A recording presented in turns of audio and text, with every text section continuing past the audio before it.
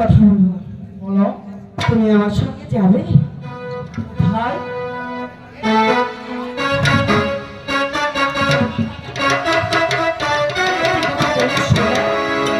আমি একটি কথা বলি শোনো।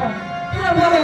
পৃথিবীতে আমার থাকার কোনো জায়গা নেই, তুমি যদি আমাকে একটু থাকতে দিতে তাহলে আমার ভালোই হতো।